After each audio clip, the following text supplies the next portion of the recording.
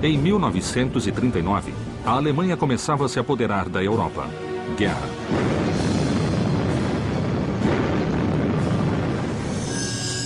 Hitler queria impor a suástica sobre o continente europeu, a União Soviética, dominar a Ásia através do Japão e depois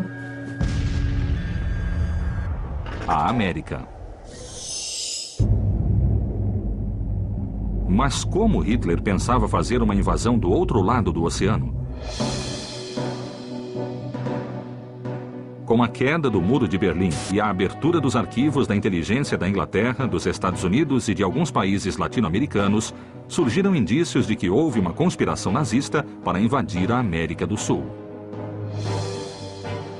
Poucos sabem que antes de a guerra começar, os Estados Unidos, o México e a América do Sul já estavam infiltrados pelos nazistas.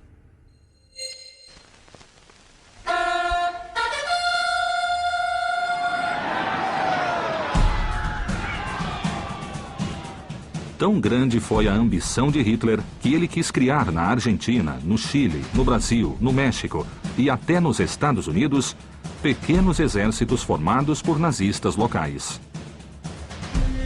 Esse plano realmente existiu?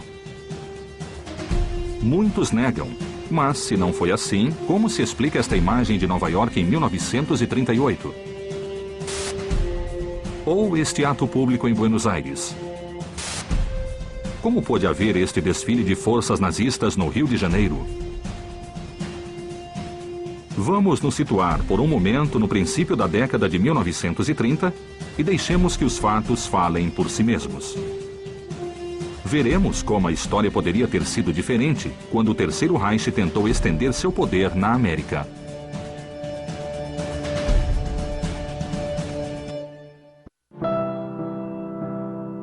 A infância é o momento de maior inocência. Mas é também o momento em que os ensinamentos ficam marcados a fogo para a vida toda.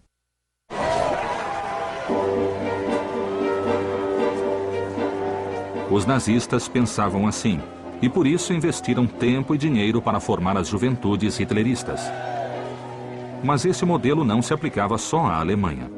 Os nazistas tinham planos para os alemães que viviam fora das fronteiras do Terceiro Reich, aqueles que podiam continuar e expandir o legado do Führer. Então o governo de Hitler, ele faz toda uma política, né, de proteção aos alemães no exterior. Então o objetivo é justamente esse, de unir esses alemães no exterior. Porque para Hitler era importante essa força, né? Contabilizado mais ou menos 30 milhões de alemães que moravam no exterior nos anos 30. Esse foi o ponto de partida da fase número 1 da infiltração nazista. Fase 1.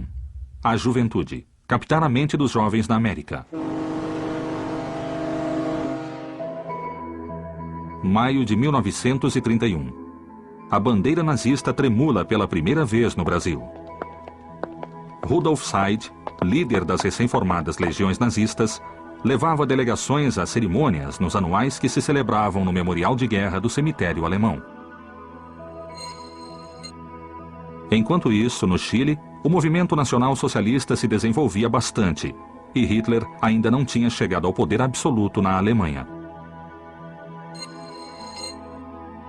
Esse mesmo ano, Willy Kohn, Richard Zeisig e o general von Nauer fundaram a NSDAP, filial chilena e argentina do Partido Nazista Alemão para o exterior.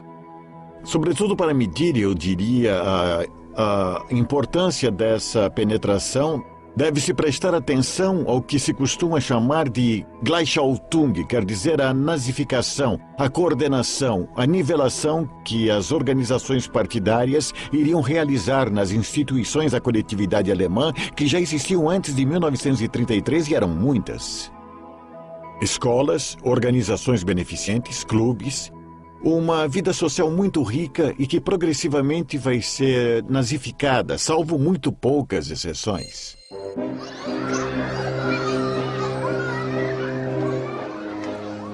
Foram os alunos das escolas alemãs que se encarregaram de levar a seus lares as boas notícias chegadas da Europa. O mundo já não estava preso entre o capitalismo e o comunismo. A Alemanha tinha outra proposta: o nacional-socialismo. Mas na primeira metade do século XX, como pôde o Terceiro Reich transmitir ideologia a milhares de quilômetros além-mar? A chave está nas escolas das colônias germânicas, o primeiro instrumento de infiltração nos jovens. Essas escolas recebiam subsídios da Alemanha e demonstraram ser absolutamente permeáveis às diretrizes do nazismo. Até em alguns discursos de Hitler aparece essa grande importância que ele dá à juventude. Porque ele diz, né, nós estamos velhos, ele volta seus olhos para essa juventude que é formada.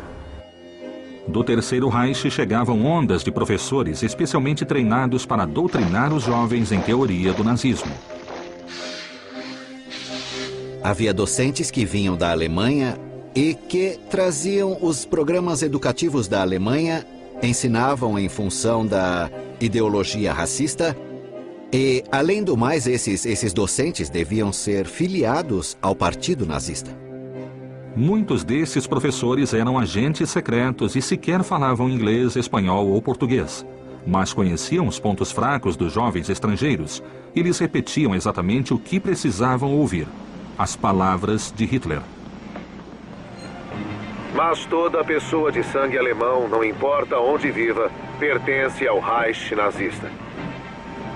Alemães ou descendentes de alemães, muitas vezes com nada além de uma gota de sangue alemão nas veias, de repente ouvem dizer que são como deuses, não sujeitos às leis do país em que vivem e a quem devem lealdade.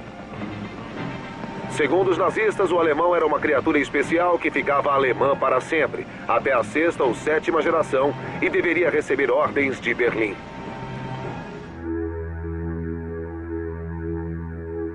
Esses professores não ensinavam história argentina, brasileira ou chilena, mas ensinavam que o advento do Terceiro Reich era só uma questão de tempo e que os jovens deviam esclarecer seus pais, preparar-se e esperar a que o Führer os convoque. Havia 203 escolas que organizaram um sistema escolar que estava, de alguma maneira, aglutinado, alinhado com a ideologia nacional-socialista. Pouco a pouco, o ideário desses jovens se converteu em um mundo unido sob a férrea disciplina do nacional-socialismo, além até de suas próprias bandeiras. Sua aspiração máxima era serem admitidos nas juventudes hitleristas, que dentro da comunidade alemã se escondiam em organizações como a dos escoteiros. Na Argentina foi criada a Juventude Hitlerista, que contava com um braço da Liga de Donzelas Alemãs, a Bund Deutscher Madel. Em ambas, somente eram aceitos filhos de alemães.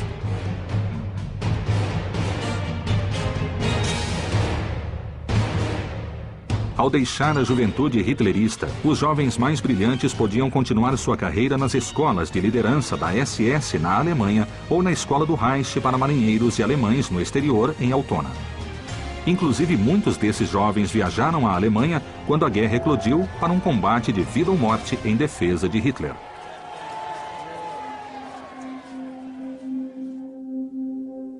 A maioria morreu na frente de batalha.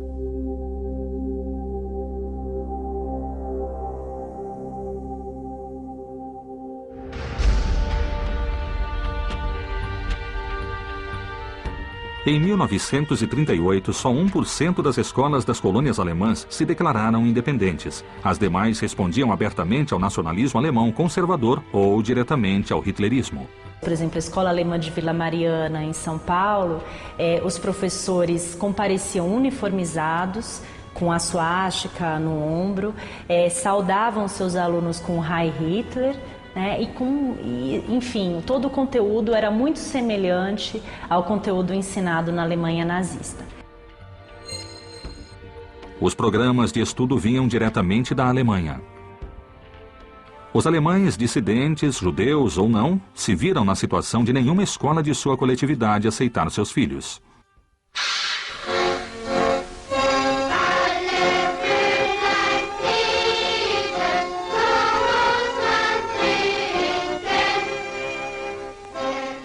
Os alunos já não sabiam cantar os hinos nacionais, mas sabiam com perfeição as canções do nazismo. Até o material didático, as canções, por exemplo, eu cheguei a ver um livro de canções, né, com as mesmas canções. A Horst Wessel Lied, que é uma grande canção muito declamada naquela época, era ensinada também à juventude alemã no Brasil.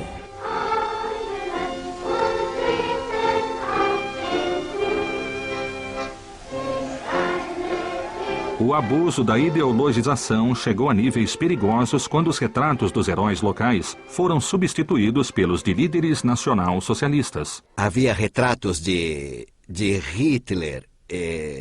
Ensinava-se basicamente a cultura alemã em linha, digamos, do que é a lógica do nacionalsocialismo, os princípios raciais.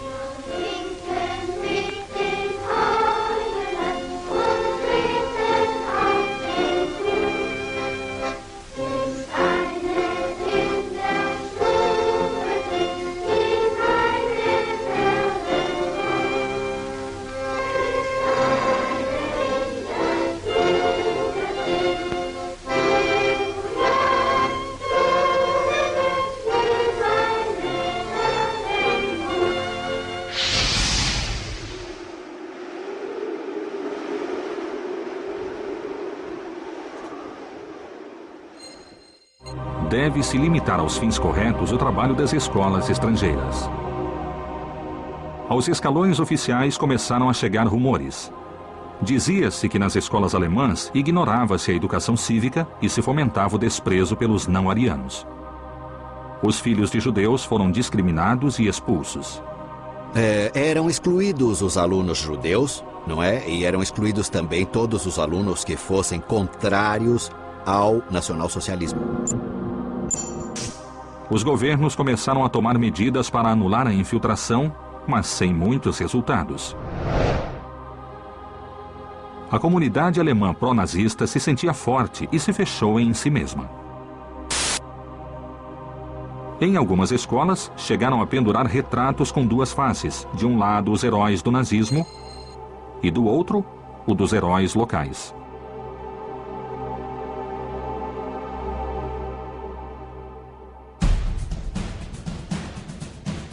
Em 18 de maio de 1938, começou na Câmara dos Deputados da Nação Argentina um caloroso debate, no qual os deputados Raul da Monte Taborda e Henrique Dickmann denunciaram as atividades nacional-socialistas no país. Algo parecido ocorreu em todo o Cone Sul.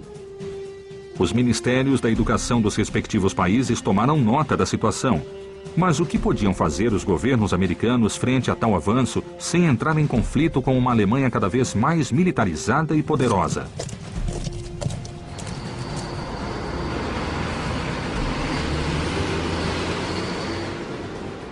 De imediato passaram a exigir que se enfatizassem os símbolos e comemorações de feriados nacionais. Também se decretou a proibição do uso de idiomas estrangeiros nas escolas particulares e qualquer doutrinamento político e prática racista. Isso trouxe problemas a todas as coletividades. Judeus, italianos, japoneses, ingleses se viram obrigados compulsivamente a abandonar suas tradições e o cultivo do idioma de seus ancestrais. A onda de protestos gerou certa confusão, fazendo com que os agentes nazistas se mesclassem às reclamações. Os docentes de Hitler retrocederam, alegando serem vítimas de censura. Já podiam recuar. A primeira fase do plano estava cumprida. Quando uma ideologia ela consegue atingir esse grupo de mais jovens, essas camadas mais jovens, a gente vê o quanto isso pode ser cruel. Porque isso vai marcar a vida dessas crianças para sempre.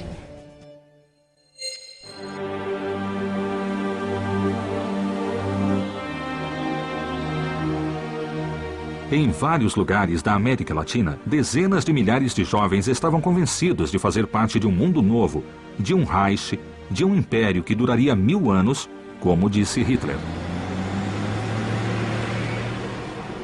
Muitos jovens nascidos e criados no continente americano morreram em longínquos países europeus, defendendo a causa de um líder a quem nunca tinham visto nem ouvido diretamente.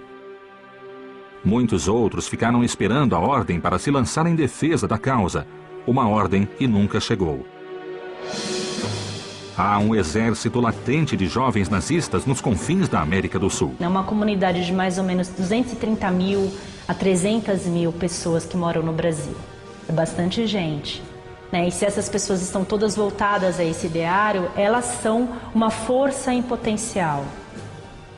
Então isso eu acho que é importante e que se articulava com os outros países também, porque na documentação aparece essas pontes que há entre as sedes na América Latina. Cabe perguntar o que teria havido se Hitler tivesse ganhado a guerra. Quem teria resistido a uma invasão de dentro e de fora? Quanto tempo a América teria levado antes de cair? Mas a pergunta mais inquietante é: qual foi a verdadeira influência e o legado que restou dessa formação de jovens que mais tarde se converteram em parte da sociedade? Pode haver alguns rastros, digamos, dessas questões sensoriais, não é? Que formam parte até da estrutura inconsciente das pessoas e que fazem permanecer essa questão da formação na mais tenra infância. Com a fase 1 em marcha, o Terceiro Reich começará a se infiltrar economicamente nas empresas e fundações alemãs para levar a cabo a fase 2 do plano.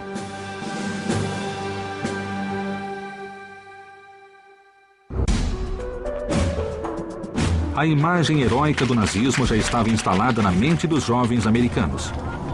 Mas o que acontecia com os pais das crianças? Como era possível influenciar um adulto intelectualmente já formado? Resposta: através do dinheiro. A fase 2 do plano nazista visou diretamente a infiltração no poder econômico na América com 2 objetivos. O primeiro era comprar vontades e estabelecer zonas de controle nazista em todo o continente. O segundo era branquear os capitais usurpados aos inimigos do Reich. No princípio, o Terceiro Reich se infiltrou na economia sul-americana por vias comerciais legítimas, embaixadas, consulados e grandes empresas alemãs. Simultaneamente, a diplomacia nazista desembarcou na América do Sul e avançou sobre o resto da sociedade em uma infiltração sutil e ininterrupta.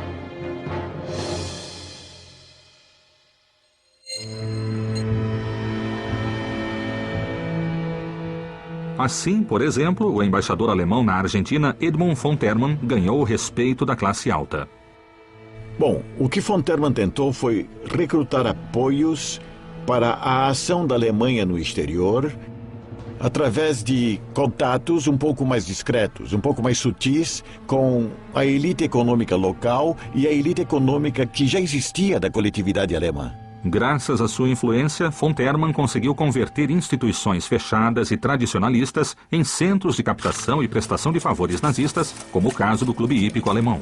O Clube Hípico Alemão serviu de base para a chamada SS Montada.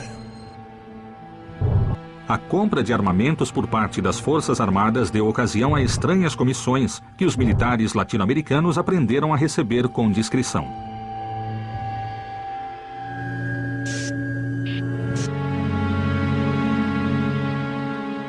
O general argentino Juan Pistarini recebeu a Cruz de Ferro do Terceiro Reich em virtude de suas gestões comerciais.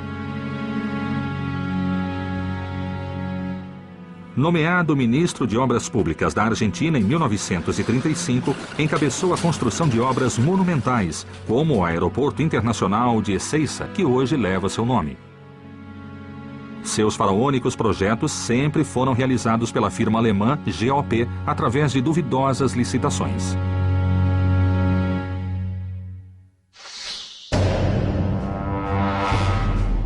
Mas a Argentina não foi a única beneficiária de todas essas atenções. No Brasil, no fim da década de 30, o presidente Getúlio Vargas enviou seu filho, Lutero Vargas, para estudar na Alemanha, de onde ele voltou casado com uma afiliada do partido nazista, Ingeborg Tenheff, com quem teve uma filha, Cândida. Ela era secretária de um desses grandes aí, não sei se do Goering. Saiu no jornal Estado de São Paulo, você encontra a matéria. e casa-se com essa alemã, traz para cá, ela fica meio escondida no Rio de Janeiro e tem uma filha. Vargas percebia o nazismo como um valioso aliado na luta anticomunista e, com isso, a Alemanha se tornou o segundo país em volume de comércio exterior brasileiro. Você percebe, principalmente entre 1935, que é um momento aqui no Brasil de repressão bastante intensa aos comunistas, você encontra em vários momentos manifestações públicas e entrevistas junto à imprensa, onde Vargas declara publicamente uma certa exaltação à Alemanha enquanto uma nação moderna, um paradigma de nação a ser imitado. As alianças econômicas rapidamente abriram caminho a alianças políticas. De fato, o governo brasileiro decidiu enviar a sua elite policial à Alemanha para que seja treinada pela própria Gestapo. Lutero chega a enviar, então, para Getúlio Vargas, no Rio de Janeiro, o regimento e vamos dizer, as normas de uma escola de educação física, que nesse momento aparece como um incentivo à formação de um homem brasileiro, branco, de olhos azuis, no modelo do ariano puro alemão.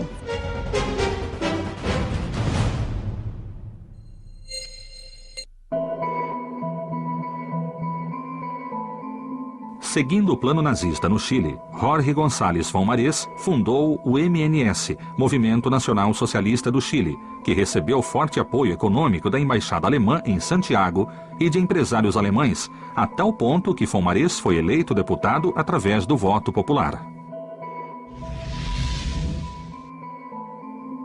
O MNS se alinhava de maneira categórica com o Terceiro Reich em sua política racista e antissemita. O exército do Chile foi adestrado e treinado pelos alemães prussianos e todo o seu equipamento provinha do grande grupo Krupp, o motor da indústria armamentista de Hitler. A democracia que fale de liberdade. Nada de liberdade aqui. Nada de sindicatos. Nada de horas extras. O Führer diz onde você trabalha, quando trabalha, por quanto tempo e quanto vale o seu trabalho para forjar a arma, ferro e sangue. Temos uma missão sagrada. Hoje governamos a Alemanha, amanhã o mundo.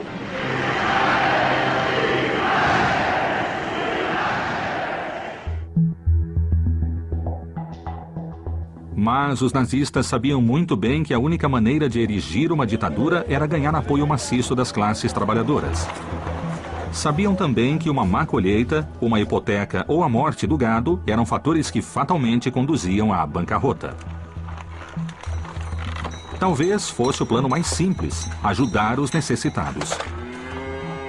Por exemplo, no ano de 1937, uma seca destruiu várias colheitas de forragem na região semiárida do Brasil, Argentina e Paraguai, deixando produtores, trabalhadores e peões à beira da miséria. Para os governos, um punhado de colonos perder tudo o que tinha parecia ser um problema menor. Foi então que se tornou presente o generoso braço do Terceiro Reich.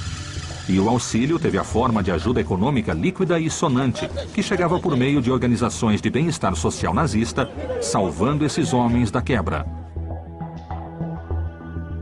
Esses trabalhadores não esqueceriam mais que o nazismo lhes estendeu a mão. E também, para os não-alemães, o exemplo do que o nazismo fazia por sua gente era algo digno de levar em conta. A partir desse momento, em uma remota região do noroeste argentino, foi possível ver uma imagem destas. E imagens com mínimas variações se repetiam no sertão brasileiro.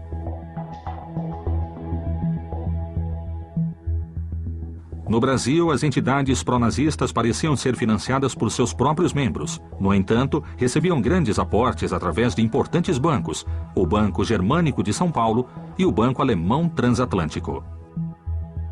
Porque as empresas alemãs estabelecidas no Brasil, os bancos alemães, eles financiavam também esse partido, financiavam campanhas importantes para o governo alemão, como o auxílio de inverno.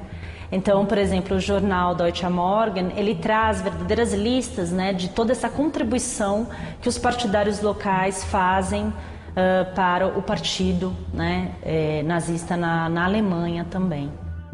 Para o nazismo, tudo vale. Eles sabiam que, se em algum momento precisassem de apoio maciço, os camponeses se lembrariam da generosidade do nacional-socialismo. Mas qual era o preço da generosidade do Terceiro Reich?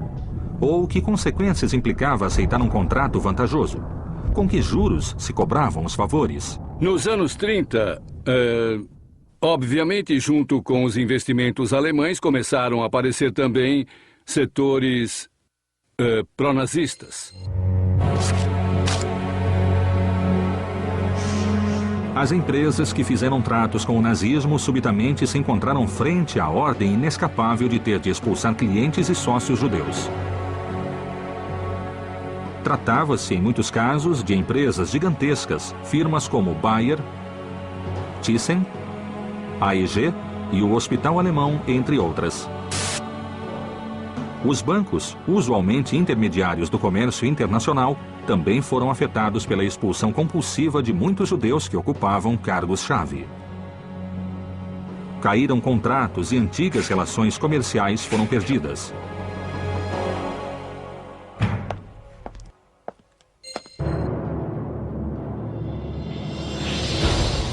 A guerra era iminente e os norte-americanos sabiam que tinham descuidado dos países do sul. De maneira abrupta, tentaram interromper qualquer fornecimento de dinheiro alemão no continente americano. Mas já era tarde. Os objetivos primários do Terceiro Reich estavam cumpridos. Se Hitler ganhar a guerra na Europa, poderá sonhar com a hegemonia mundial. Diante de nós se estenderá a Alemanha! Dentro de nós marchará a Alemanha! E atrás de nós virá a Alemanha!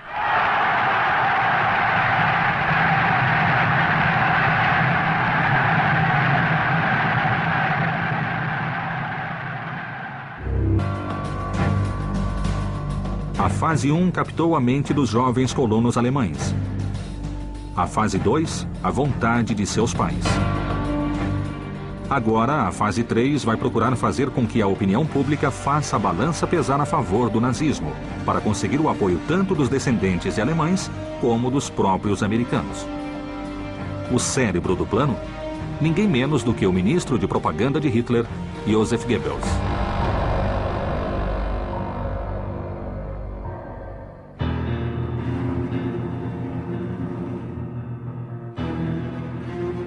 O primeiro passo de Goebbels foi classificar os principais jornais da América em 4 grandes grupos. Grupo 1. Imprensa opositora e inimiga. A estratégia era atacar essa imprensa de todas as maneiras possíveis, inclusive por ações legais, por meios econômicos ou por atentados violentos. Grupo 2. Os independentes.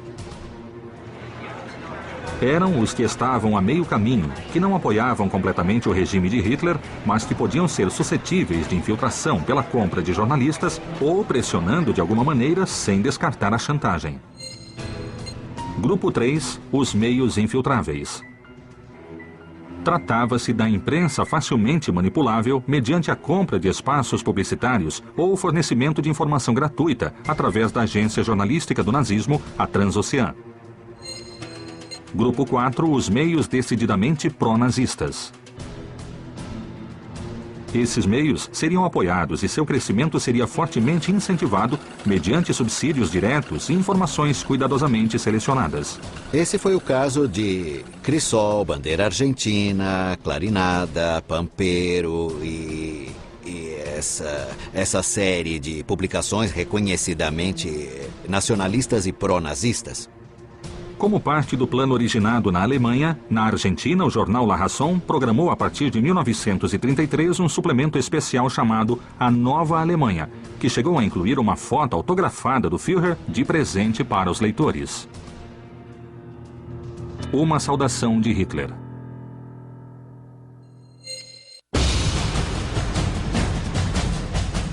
O Outro meio decididamente pró-nazista foi o Deutsche Zeitung, em suas versões chilena, brasileira e paraguaia. Mas, sem dúvida, foi a versão argentina, o Deutsche La Plata Zeitung, que se tornou o jornal mais importante da comunidade alemã pró-nazista de toda a América.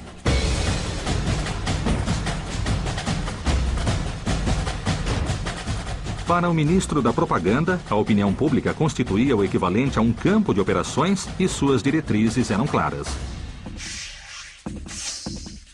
Com essa lógica, os meios pró-nazistas teriam de aumentar sua tiragem em todo lugar. Mas como as diretrizes de um líder do Terceiro Reich em Berlim chegavam até um pequeno jornal regional do interior de um país sul-americano? Os anunciantes desses meios eram agentes nazistas como Georg Benn, supostamente um comerciante de máquinas agrícolas que girava dinheiro através da embaixada alemã em Buenos Aires. A embaixada alemã financiava o Deutsche La Plata Zeitung, financiava os meios fiéis, também tinha uma política, digamos, de cooptação, ou melhor, de sedução dirigida aos intelectuais argentinos. Muitos jornais regionais não tinham acesso à informação paga das prestigiosas agências de notícias internacionais. Para isso foi criada uma agência de notícias chamada Transocean, não é? Que distribuía notícias em forma gratuita. Além disso, recebiam publicidade, sabe? E se sustentavam, em alguns casos, recebiam dinheiro sem sequer fazer publicidade. Em 1934, as bibliotecas nacionais, particulares e públicas começaram a receber milhares e milhares de panfletos propagandísticos. Com a mesma generosidade foram distribuídos livros alemães de doutrinamento. Todos os jornais pró-fascistas de Berlim estavam ao alcance de quem quisesse lê-los. Sim, você percebe na documentação histórica que existe nos arquivos brasileiros que havia uma propaganda nazista muito bem organizada, sistemática, através de jornais, através de uma rede, vamos dizer assim, de espionagem. E essas redes de espionagem estão realmente a serviço do Terceiro Reich. Os panfletos eram impressos em Hamburgo e entravam nos países destinatários através de malas diplomáticas. Em seguida, eram distribuídos pelas embaixadas alemãs ou pela Sandstede na Argentina, no Chile ou no Brasil.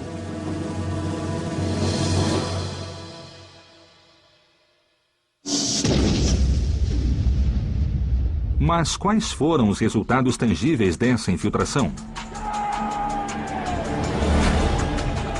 Madison Square Garden, cidade de Nova York, fevereiro de 1939. A imagem é real. Ali desfilaram milhares de nazistas norte-americanos que queriam ver os Estados Unidos junto ao Terceiro Reich na guerra que se aproximava em poucos meses. Fritz Julius Kuhn, alemão naturalizado americano, era o líder da German American Bund, uma associação que reunia os nazistas norte-americanos e recebia ordens diretas de Berlim.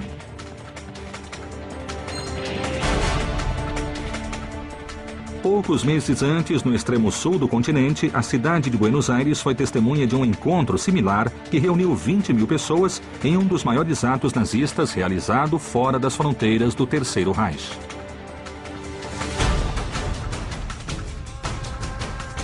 Na imagem se vêem rostos que certamente, tempos depois, se arrependeram de se deixar fotografar. Políticos, empresários e até o fundador de um dos jornais mais democráticos do país, na época acompanharam com atenção as palavras de Alfred Miller, o líder do partido nazista na Argentina.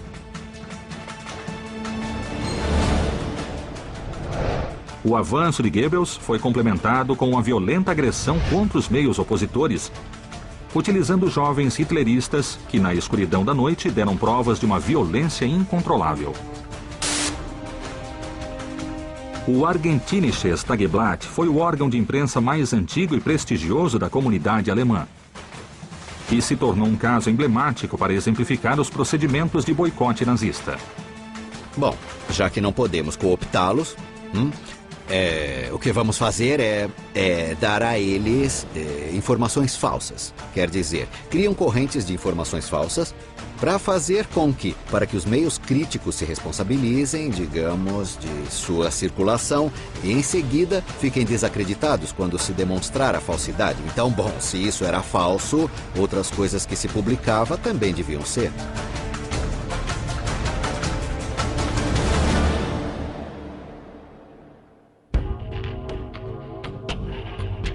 Ante a insistência de um jornal em defender sua linha editorial, ataques anônimos lançaram bombas incendiárias contra a redação e as rotativas durante várias noites.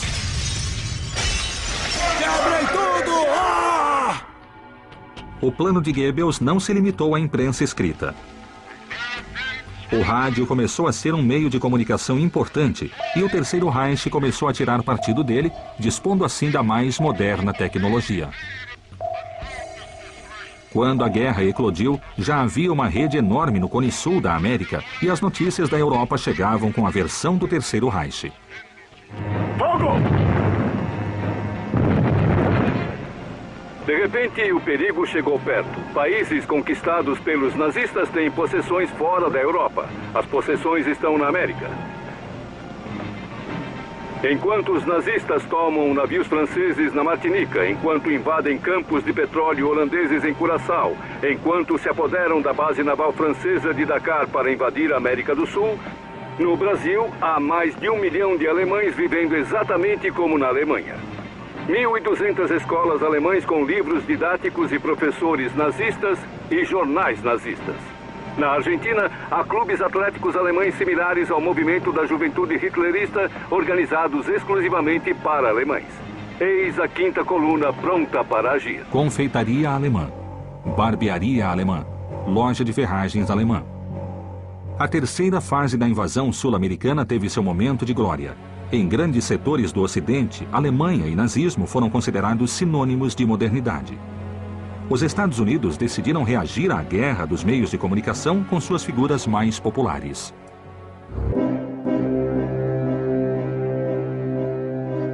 No final da década de 1930, a infiltração nazista havia chegado a diferentes níveis em todo o continente americano. Parte da juventude, a economia e a imprensa já estavam sob o domínio da ideologia nacional socialista.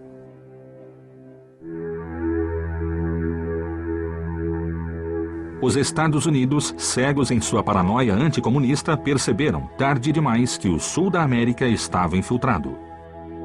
Seu próprio território estava infiltrado. Como resposta midiática, produziram um verdadeiro aluvião de divulgação capitalista.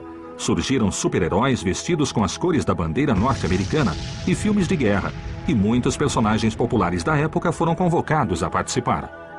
Os Estados Unidos utilizaram grande quantidade de figuras e de gente e de propaganda em termos de incorporar, digamos, a América Latina à sua esfera de influência.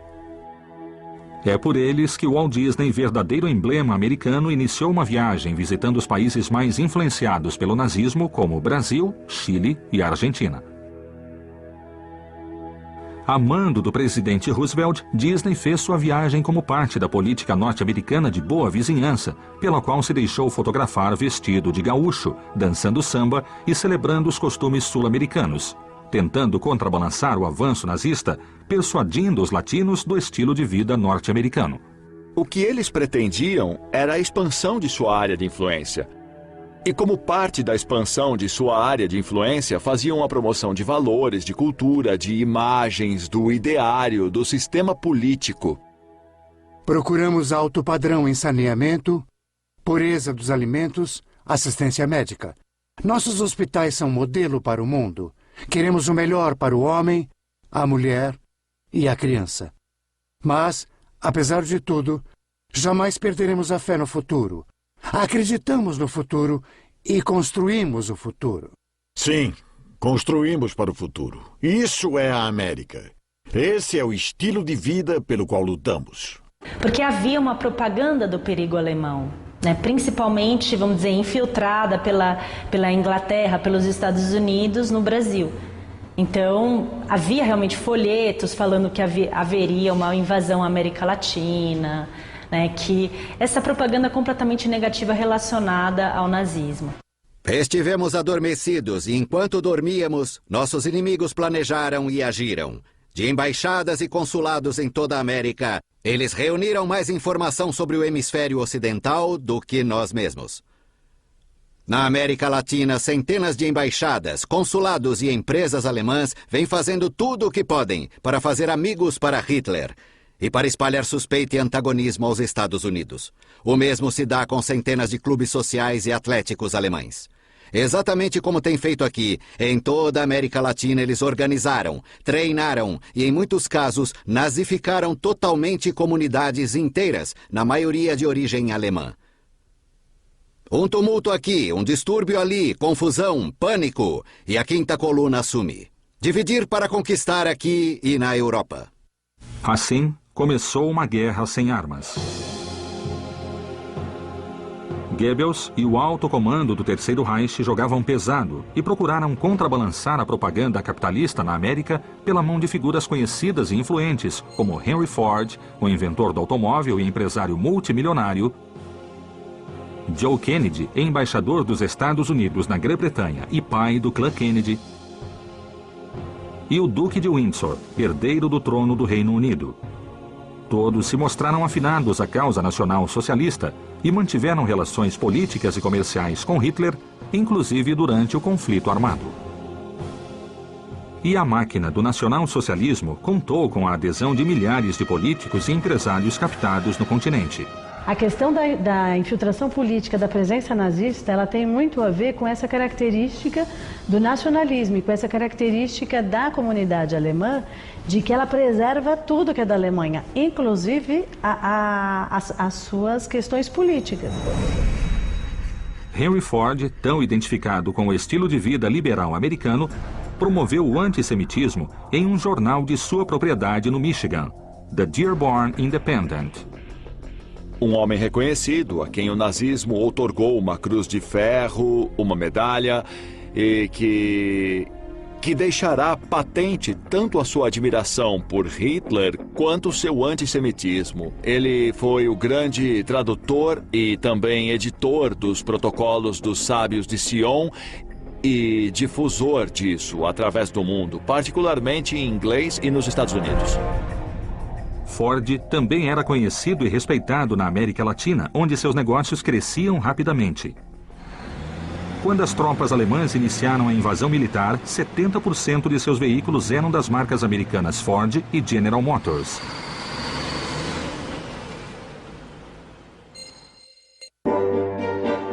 Joe Kennedy, por seu lado, tentou atrasar a entrada de seu país na guerra e apoiou publicamente o Führer.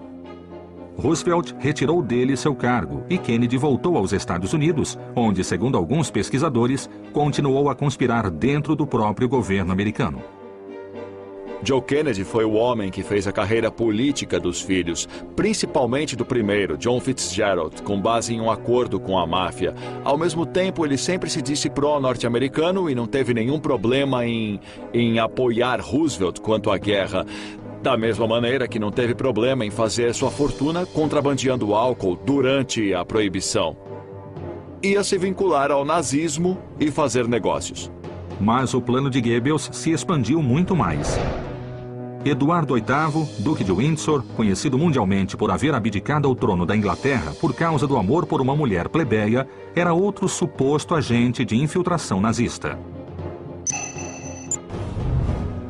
Cartas, telegramas codificados e notas secretas enviadas desde o Ministério de Relações Exteriores inglês a funcionários e embaixadores demonstram que Eduardo VIII era simpatizante dos nazistas e representava uma preocupação para Churchill.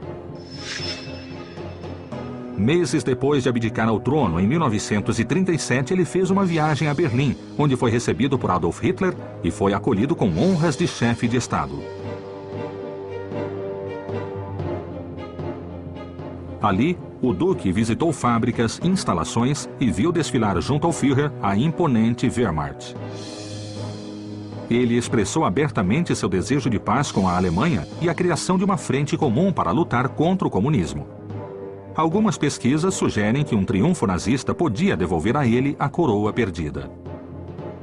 Quando a guerra explodiu em 1939, o Duque foi enviado para a França e depois viajou à Espanha e Portugal.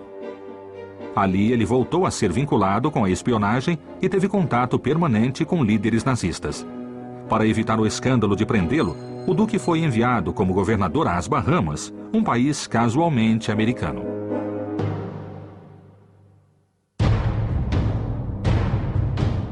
Os Estados Unidos sentiam que estavam perdendo a batalha não só no continente, mas em seu próprio país.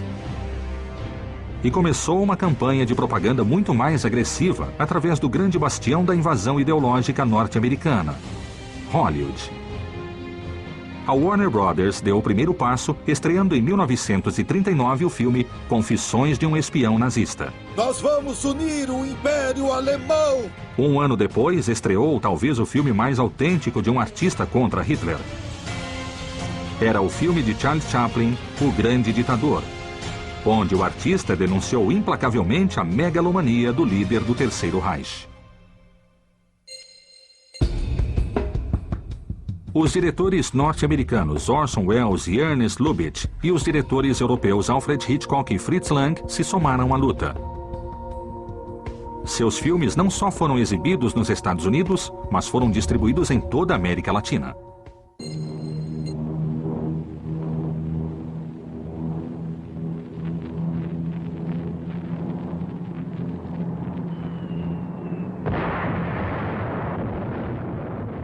Mas após o ataque japonês a Pearl Harbor, as coisas mudaram. Os Estados Unidos entraram na guerra e a propaganda se tornou mais agressiva e direta. A pressão sobre os países latino-americanos passou a ser quase uma ameaça. Com certeza, havia uma pressão norte-americana realmente muito grande. Eu acho que a grande responsável também da entrada do Brasil na Segunda Guerra ao lado dos aliados foi essa pressão norte-americana, que é sentida, né, na década de 30 e 40. Com a guerra midiática em marcha, o plano de invasão acelerou o passo para cumprir a última fase, preparando o que talvez foi a maior rede de espionagem da história.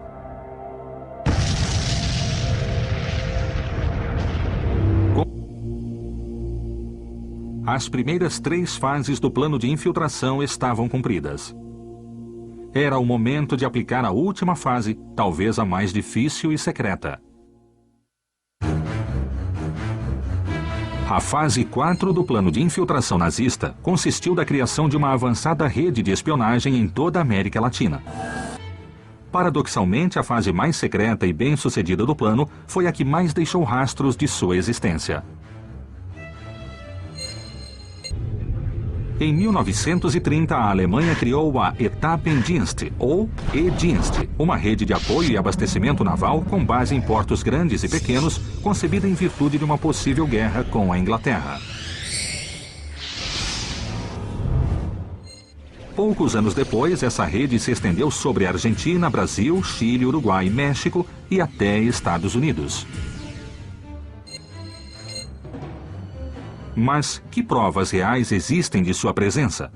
Quais foram seus sucessos? Os primeiros enclaves portuários interconectados rapidamente começaram a operar em tarefas de espionagem e doutrinamento. Da Alemanha chegavam agentes secretos da SS e a rede de espionagem deu um salto qualitativo. Para abrandar o processo, ele mandou agentes para o mundo inteiro, disfarçados de turistas, estudantes e representantes comerciais. As atividades de espionagem se somaram a ataques contra sinagogas e meios de comunicação opositores. Ao mesmo tempo, a diplomacia alemã se encarregou de montar uma sólida estrutura legal que garantia a imunidade de seus agentes. Assim, as 3 embaixadas, a embaixada brasileira, a embaixada alemã no Brasil, a embaixada alemã na Argentina e a embaixada alemã no Chile, elas também formam um triângulo de arregimentação de espionagem. E aí eles preparam alguns desses homens imigrantes, às vezes também enviam alguns outros, e aí eles montam uma rede muito bem articulada de espionagem aqui na América Latina, na América do Sul, digamos assim. No Brasil, o presidente Getúlio Vargas se apressou em consolidar uma identidade nacional brasileira. Nesse contexto, tomou como exemplo o avanço nacional-socialista alemão como modelo e em 1937 criou o chamado Estado Novo, onde, mediante um golpe de Estado, dissolveu o Congresso e reformou a Constituição brasileira ao melhor estilo do Terceiro Reich. Bom, a Constituição de 1937 ela é inspirada na Constituição fascista e modelada segundo os parâmetros de uma Constituição que restringe os direitos do cidadão. Você tem ali um total incentivo, vamos dizer, à repressão, à censura e a um fechamento desse momento dos últimos, vamos dizer, das últimas luzes de um pensamento democrático. Por outro lado, a filial chilena do Partido Nacional Socialista Alemão reuniu combatentes alemães da Primeira Guerra que aderiram ao nazismo com renovado entusiasmo.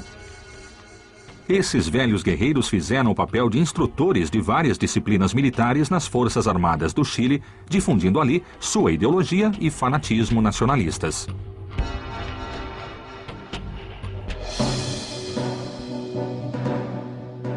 Além disso, no Brasil, a espionagem surgiu de maneira natural, como um serviço com que residentes alemães tentavam presentear a pátria distante em plena ebulição nacional socialista.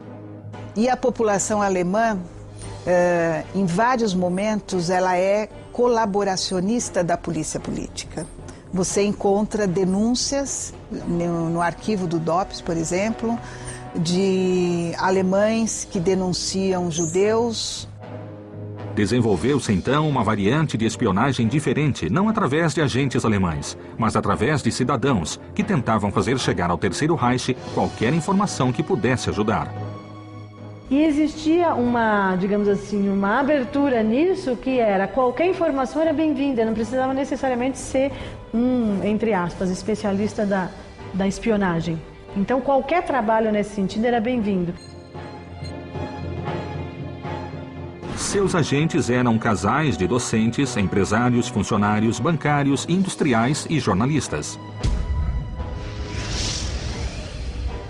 A espionagem alemã no Brasil importava mais a quantidade do que a qualidade. Copiavam todo tipo de informação recebida.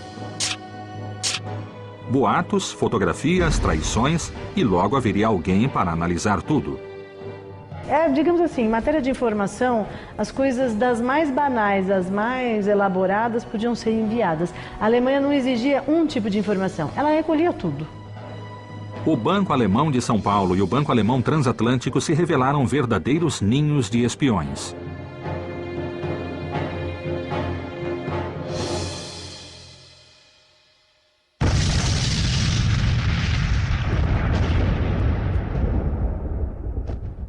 Mas em 1942 o Brasil surpreendentemente entrou na guerra do lado dos aliados. A rede de espionagem foi submetida a uma dura perseguição que a obrigou a se reorganizar na clandestinidade. Os próprios policiais brasileiros treinados pela Gestapo passaram a se dedicar a procurar e prender nazistas no Rio de Janeiro, em São Paulo e no sul do Brasil. No primeiro semestre de 42, os espiões são rapidamente identificados. Então isso demonstra como a polícia, de certa forma, acompanhava, né? Até a gente tem também essa documentação que demonstra como a polícia acompanhava o passo dessas pessoas sem necessariamente reprimi-los. Depois de 42 a repressão é intensa.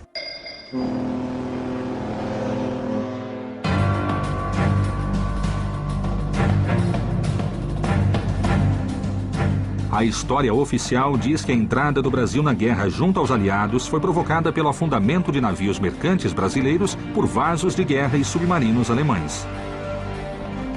Mas existe a versão de que, na realidade, tudo foi uma manobra da inteligência do governo dos Estados Unidos e que os navios foram afundados pelos próprios norte-americanos. Porque tal era a relação de amizade, as boas relações internacionais que havia entre Alemanha e Brasil, que a maioria não acredita que a Alemanha tinha tido interesse de afundar os navios. Então eles acreditam que os Estados Unidos tinham afundado e colocado a culpa na Alemanha. Então eu achei interessante que aparece, né, esse mito na memória coletiva deles. Assim. O certo é que no pós-guerra não houve um só marinheiro alemão que admitiu ter atacado navios brasileiros.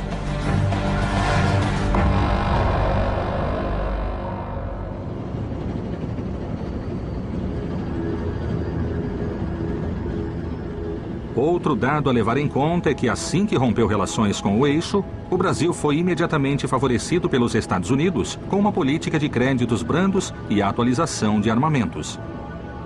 Os Estados Unidos deram de presente ao Brasil o complexo de Volta Redonda, que é, digamos, que foi o ponto de partida, foi a pedra fundamental da indústria siderúrgica brasileira.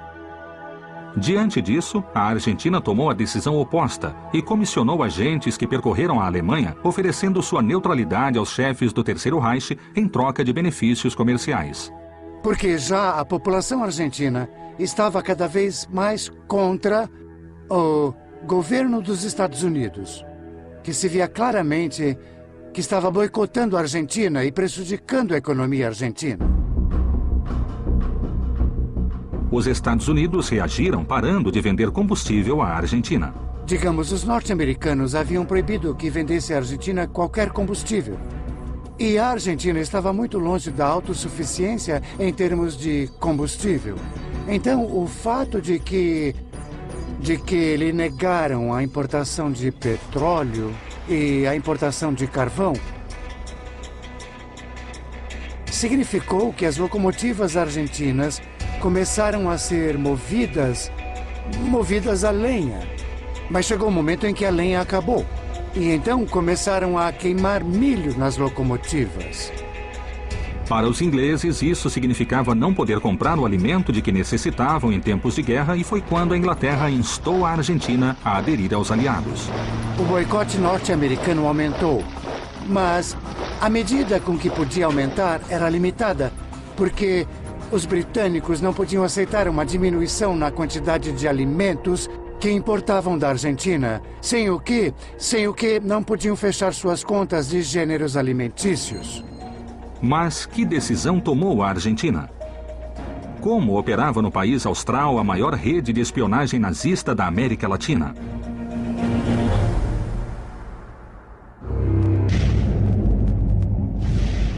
O Terceiro Reich avançava em um plano sem limites para cumprir a quarta e última fase de infiltração, mediante uma gigantesca rede de espionagem na América.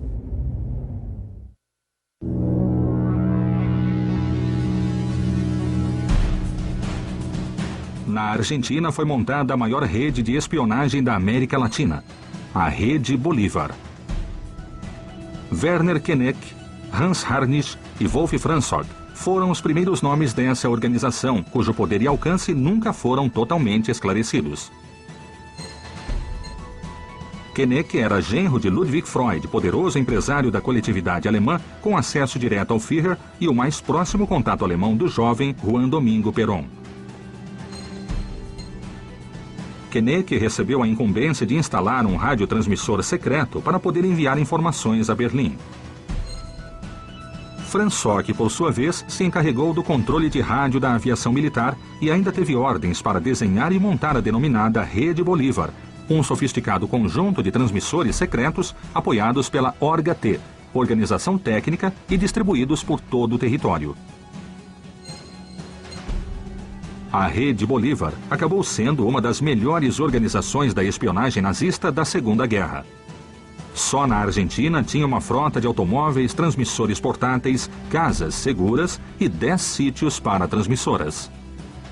E naquele tempo, o que tinha de mais elaborado, de mais avançado tecnologicamente, era a emissão de rádio, né? Só que, por outro lado, também ela era mais complicada, porque não é que nem hoje os aparelhinhos miúdos que somem no corpo das pessoas. Não, elas apareciam. Os rádios eram grandes, eles precisavam de antenas.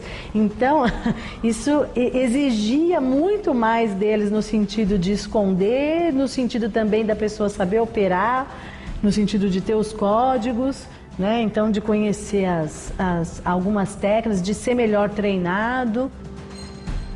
No Brasil, registrou-se a presença das redes de espionagem de Salomon Janok, Niels Christian Christensen e Gustav Engels. Esta última estava intimamente relacionada com a Rede Bolívar argentina e outros grupos que operavam no Chile.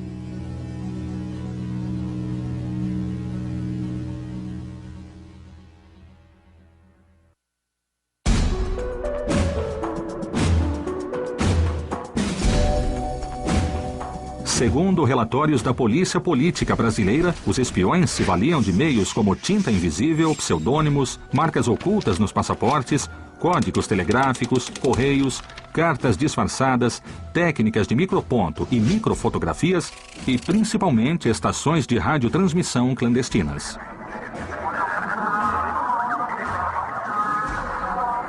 E as informações, elas não seguiam direto. Mesmo quando elas eram por via rádio, elas não podiam seguir direto, porque também as interferências dos ingleses e os americanos também sabiam exatamente o que eles deviam buscar e controlar nesse sentido. Então, muitas vezes, as informações, primeiro elas passeavam pela América do Sul para elas poderem chegar na Alemanha. Então, às vezes, elas saíam do Brasil para a Argentina, para de lá elas seguirem por um outro meio. Às vezes, elas saíam por carta do Brasil para a Argentina, para da Argentina conseguir ser emitida por via rádio. Também utilizaram as máquinas de escrever Enigma, um sofisticado aparelho criado exclusivamente para codificar mensagens. Os informes registraram, por exemplo, que o governo brasileiro estava disposto a agir de forma secreta para os Estados Unidos para invadir a Argentina, país que supostamente se mantinha pró-nazista. Diplomatas britânicos em Washington escreveram para o governo britânico dizendo que no fim de 1943 que conheciam planos de contingência do governo norte-americano para que se bombardeasse Buenos Aires com aviões norte-americanos e pilotos brasileiros. O descontentamento norte-americano se tornou público e as autoridades e a imprensa começaram a denunciar o avanço nazista na América Latina, em especial na Argentina, último bastião do nazismo, segundo o secretário de Estado, Cordell Hull. Não deve haver qualquer sombra de dúvida no mundo quanto à determinação das nações americanas de não permitir a invasão de seu hemisfério por forças armadas de qualquer potência ou qualquer combinação de potências. 20 nações americanas ficaram firmes. As Américas não permitiriam que qualquer colônia europeia neste hemisfério fosse transferida a qualquer poder não americano. Dissemos para se afastarem e foi a sério.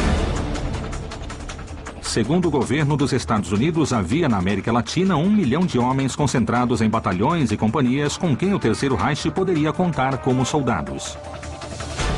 Nos documentos policiais a gente também encontra. Os policiais acreditavam que o Brasil podia ser tomado todo pelas colônias de alemães no Brasil. Talvez os colonos agricultores lá do Rio Grande do Sul nem sequer imaginassem isso, mas os policiais do Rio de Janeiro, de São Paulo, de Porto Alegre, achavam que era a entrada de Hitler no Brasil era pelas colônias alemãs. Em fevereiro de 1944, o presidente americano Franklin Delano Roosevelt aprovou a entrega de armas ao Brasil e a pressão econômica à República Argentina. Ordenou o deslocamento de parte da frota americana à área do Rio da Prata, preparando um plano de invasão do território argentino. Peço a este Congresso autoridade e fundos suficientes para fabricar armamento, munição e suprimentos de guerra adicionais para serem entregues às nações que estão no momento em guerra contra nações agressoras. Nosso papel mais útil e imediato é agir como um arsenal para eles, assim como para nós mesmos. Vamos mandar sempre em número crescente jipes, aviões, tanques, armas. Esse é nosso propósito e nosso pedido. Com os norte-americanos ameaçando a região, o coronel Perón, então vice-presidente, enviou à Alemanha e à Itália o nacionalista Juan Carlos Goinetti, com a missão de oferecer a neutralidade da Argentina em troca de tecnologia e armamento. Goinetti chegou à Alemanha e conseguiu sua esperada entrevista com o chefe das SS, Heinrich Himmler, e com o ministro das Relações Exteriores, von Ribbentrop. O que Goinetti fez foi, deliberadamente, abrir a porta a outra forma de infiltração e penetração política alemã, que é o financiamento ilegal dos partidos nacionalistas contra, bem, a tendência de apoio aos aliados. Goinetti teve uma boa recepção. Mas a guerra tinha começado a se complicar para a Alemanha, que já não abastecia suas frentes de batalha.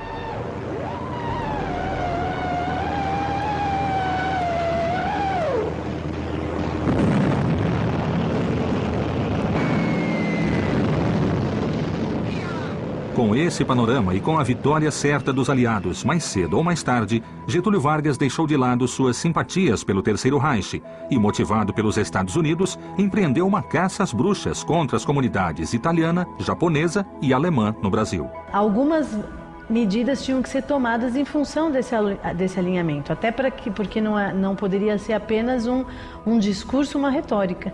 Precisavam determinadas ações que demonstrassem esse alinhamento. E uma delas foi a organização de campos de concentração no Brasil, porque era uma prática muito comum, tanto ao longo do século XX todo, como ao longo da Segunda Guerra toda.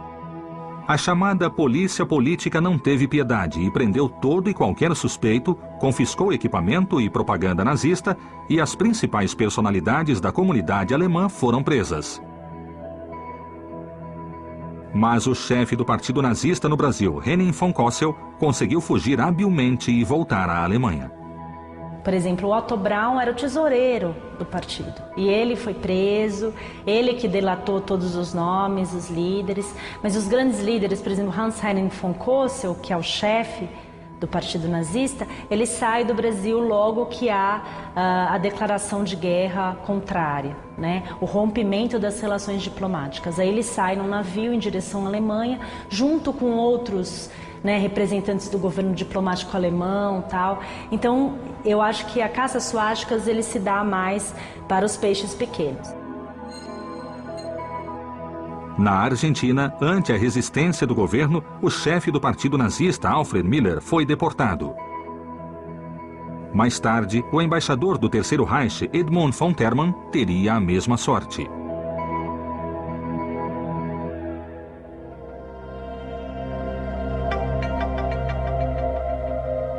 Afinal, o Terceiro Reich caiu em todas as frentes.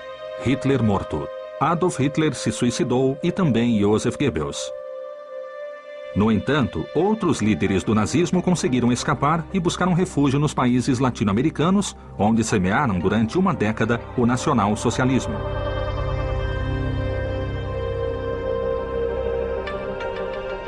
A infiltração nazista na América do Sul permitiu que o Terceiro Reich minimizasse suas perdas materiais e humanas, e se ocultasse fragmentado, mas disposto a sustentar sua identidade, sua ideologia e fazer planos.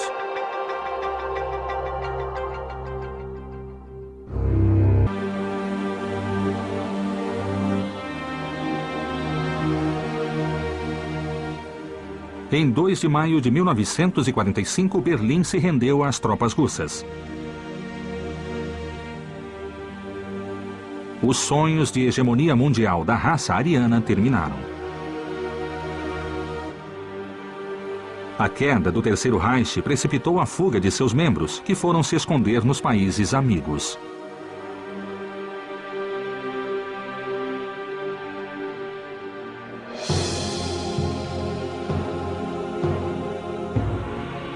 O que aconteceu com as centenas de milhares de nazistas reconhecidos da América do Sul?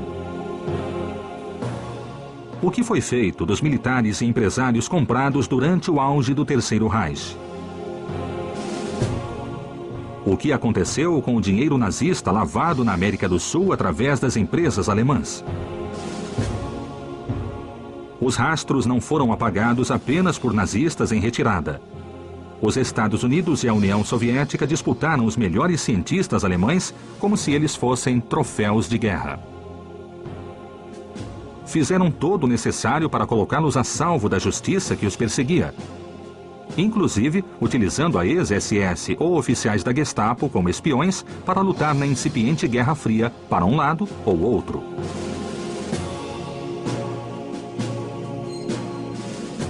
Os governos disputaram os cientistas e deram a eles novas identidades e um passado limpo.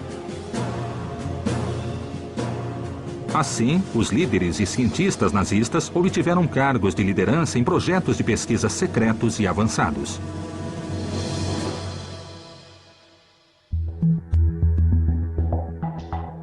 O O caso paradigmático foi o de Wernher von Braun, que havia sido líder da famosa equipe de foguetes nazista que operava no laboratório secreto de Peenemünde, na costa do Mar Báltico. Ali construíram os primeiros mísseis balísticos da história, os V1 e V2, na fábrica de Mittelwerk, onde trabalhava mão de obra escrava. O V2 foi precursor de todos os foguetes e mísseis da era moderna. Até o último dia da Segunda Guerra Mundial, esses mísseis causaram danos terríveis às cidades britânicas.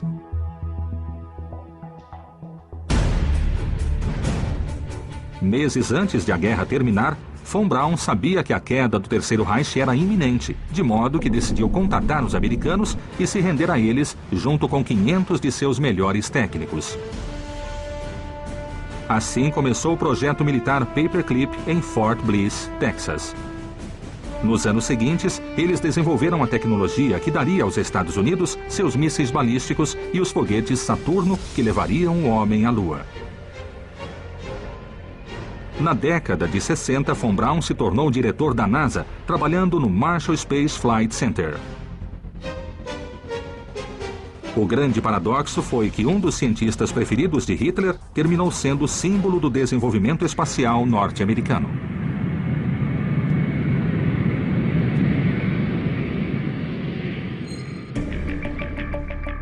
Seguindo o exemplo deles, a Argentina de Perón já havia importado o engenheiro Kurt Tank e sua equipe de desenhistas aeronáuticos. Aliás, vários ases da aviação alemã, como Hans-Ulrich Rudel e Otto Behrens, já estavam na Argentina.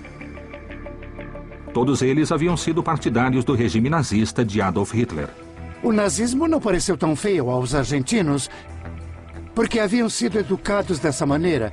E haviam sido educados dessa maneira, digamos, com uma ideologia que se aproximava da ideologia tradicional dos alemães, de sangue e solo. Uma ideologia que era antítese do contratualismo ocidental. Uma ideologia segundo a qual é possível salvar a pátria violando a Constituição. Obviamente, muitos dos ideólogos do Terceiro Reich se suicidaram ou foram julgados ou encarcerados pelo resto da vida. No entanto, a imensa maioria encontrou ajuda.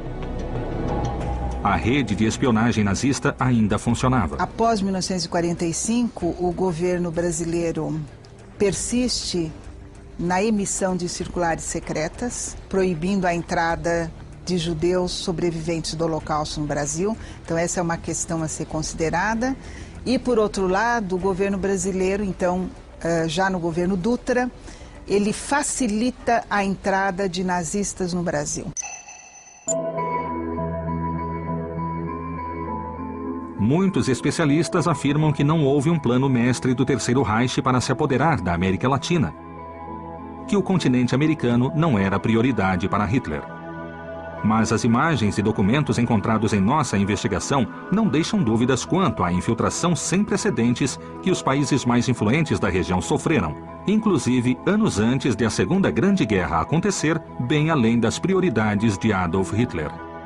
No início, poucas pessoas se dispunham a falar. E agora, elas estão falando mais. Eu acredito que elas estão já próximas à morte e elas conseguem olhar com mais distanciamento esse trauma relacionado à vida delas.